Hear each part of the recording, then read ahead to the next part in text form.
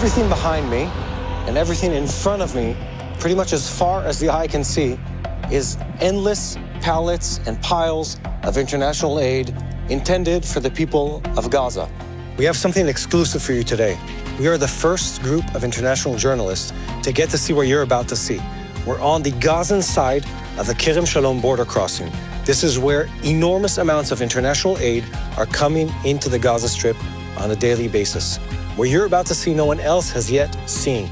It's the effort of the IDF, the Israeli government, and countless aid organizations working to bring aid to the people of Gaza.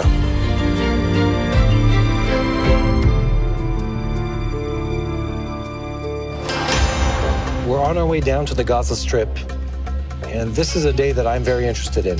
I'm interested because it's a topic that's been on the news, the question of the humanitarian situation in the Gaza Strip.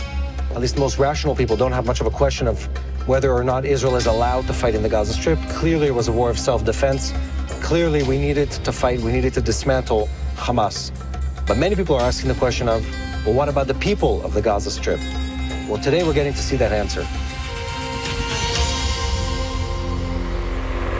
The state of Israel has several border crossings with the Gaza Strip.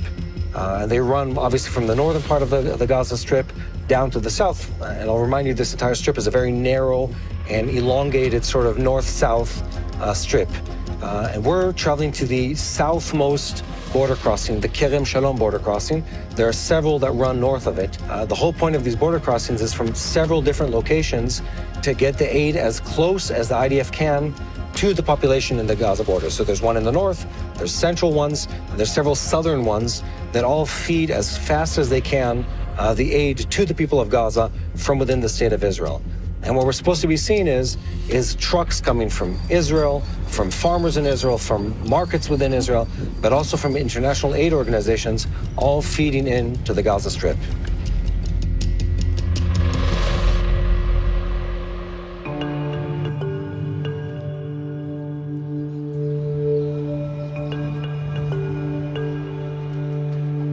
You see behind me an incredible amount of equipment, of trucks, of food, over 750 trucks per day that are going into the people of Gaza. And we're right here about to cross into the Palestinian side of what is this border crossing.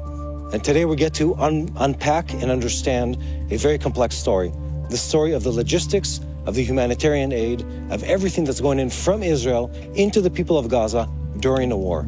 This is the image of what's been happening for over an entire year in this war-torn region, where during fighting, during an active engagement of the Israeli army against the Hamas terrorists, aid is flowing from within Israel into the Gaza Strip. Good morning, everybody. It's our pleasure to having you here. We are now in the Gazan side of Kerem Shalom. Today we have more than 800 trucks that waiting for the international community to deliver it from here to the people inside Gaza. We opened Kisufim crossing. It's very close to Kerem Shalom, approximately 20 kilometers from here north, and it facilitated another road directly to Deir el-Balah. Yeah, can you give us some numbers? How much every day? Who's taking it on the other side? How does the system work? Every day we having coordinations from the international community.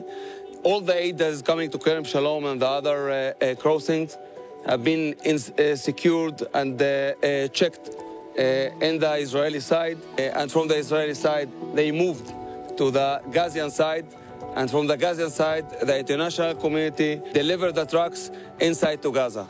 We did several measures, like securing the roads, like opening another crossings, thousands of trucks that waiting to come inside Kerem Shalom, from El Arish, from Amman, from Israel, and different roads.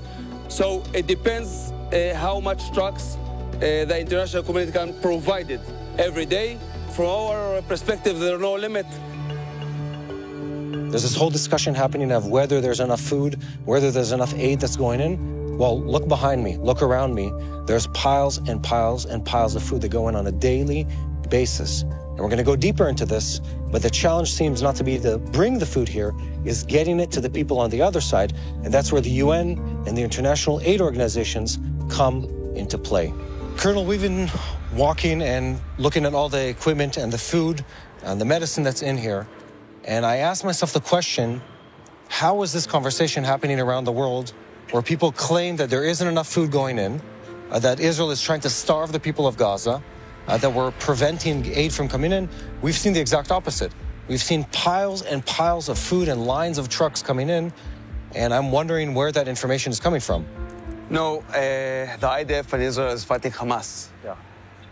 And side by side, we are doing more efforts in order to facilitate the humanitarian aid to the people of Gaza. Yeah. So we are now in Kerem Shalom crossing, and as you see here, we have here more than 800 trucks waiting for delivery by the international community from here to the people of Gaza. So what is the problem? Why is it that people are saying the food isn't reaching the people of Gaza? We are in Gaza, and there's a Gazan side. Okay, so where's the gap between what we're seeing here, these enormous piles of food, and the people who are displaced within Gaza or moving around the Gaza Strip? Why is the food not making it to them? And that depends on the international community. That depends on their efforts in order to take the food from the crossing points and deliver it to the people of Gaza. For example, they need to put a big logistic effort, more trucks, more staff, different hours of working, and take the humanitarian aid from the crossing points and to deliver it to the people of Gaza. There are thousands of trucks that are lined up to drop off aid for the people in Gaza right here. So we're at the Kerem Shalom crossing. People come from one side, from Jordan, from within Israel, and aid from around the world that arrives at several border crossings, feeding into the Gaza Strip. And then they're removed or unloaded in this, just like it's hundreds of yards in every direction of pallet upon pallet of everything people need. It's food, it's clothing, it's medicine, it's aid, it's endless things. And you can see the signs of the different organizations. You can see UNICEF on one of them. You can see different aid organizations, different governments represented in the aid that's going in to the Gaza Strip. Even the trucks that are coming out right now are loading and unloading constantly.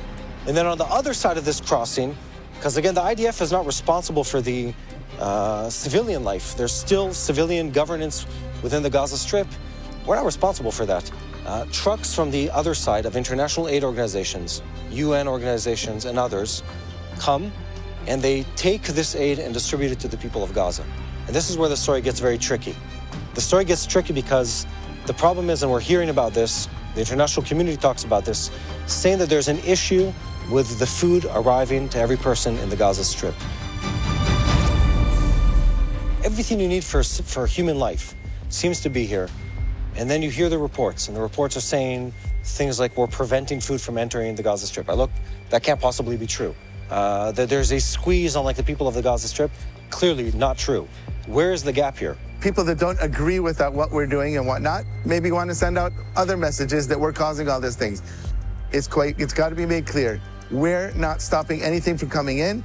The problem is it gets here, for instance, in Kerem Shalom, and this is just one of a number of crossings of goods going in. Here, it's brought in. You've seen it come in from the Israeli side. Now we're on the Gazan side, and look how much stuff is piling up here. There are not enough trucks coming in to take it out, and then it's not necessarily getting at the rate that everyone else wants it to get there. If the international community logistically got their act together and is able to improve the amount of trucks and where those trucks can go to and their distribution centers, more would be able to come out of here. It's my dream that this area right here empties out every day.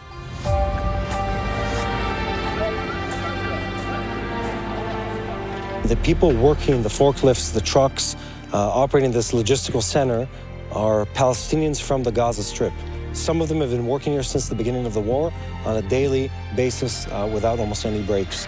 And I asked them, I said, is the food getting into the people of Gaza? And he says, no. He says, there is food here, and the food doesn't all get to the people of Gaza. And I said, why? And he says, without naming, of course, the terrorist organization that's behind it, he says, the answer is simple. The looters. There are pallets that sit here, and we can't get them to the people because this food is looted on the way to the people of Gaza. And that's what we've been hearing for months. We've been hearing it from the Israeli government. We've been hearing it from international aid organizations. A very clear statement saying that the problem isn't the availability of the goods. It's about the ability to get the aid to the people on the ground in Gaza. It hurts me to think of the fact that people have donated money, governments, NGOs, private donors around the world have donated money for food and aid to go into the people of Gaza, and the people are not getting that aid because there's a terrorist organization that is making sure that people have to pay a premium for any aid they receive, that is looting, stealing, and sometimes destroying the aid as it enters into the Gaza Strip. And what we've seen here is very, very, very clear evidence. I mean, overwhelming evidence of how much the IDF, the Israeli Defense Ministry, and people on the Gazan side, how much effort they're putting into the aid that goes into the Gaza Strip. It's not a question of quantity. It's a question of having a partner on the Palestinian side that will make sure that civil life goes on without the influence of a terrorist organization who is set on doing everything they can to capitalize financially, politically, and on a military level on the suffering of their people. That's really the story here.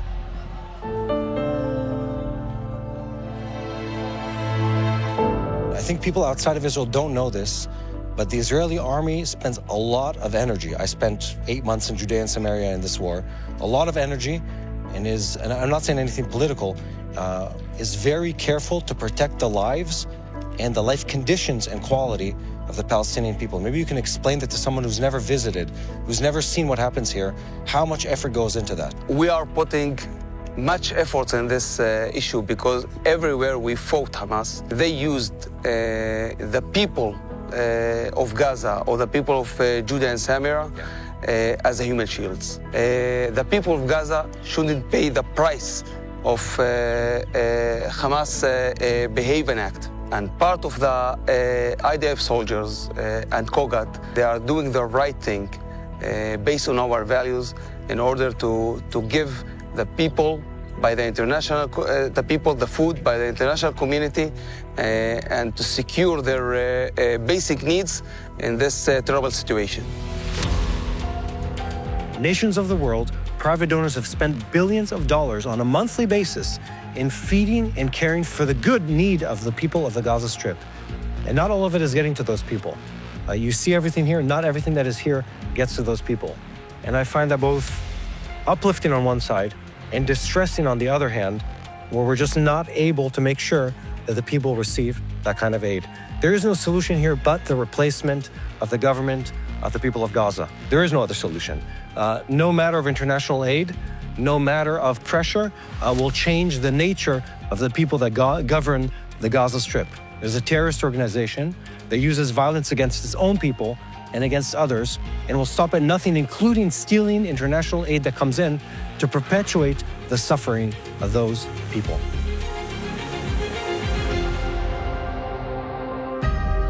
It's been fascinating, it's been encouraging, it's been touching to me to see how much we care about human life. And I'm left with some final words that we were speaking as we're driving out with Abdallah, who's the colonel in charge of the IDF operations in the border crossing, who says that we can't engage in this war and lose our humanity. We must care about human life. We must care about the well-being of people, be they Palestinian or Jews. We need to care about the human lives in this conflict. And that's what I'm taking with me from this day. The care for people, the humanity of the situation, and the need to make sure that the war is not with the people of Gaza, but the Hamas organization within the Gaza Strip.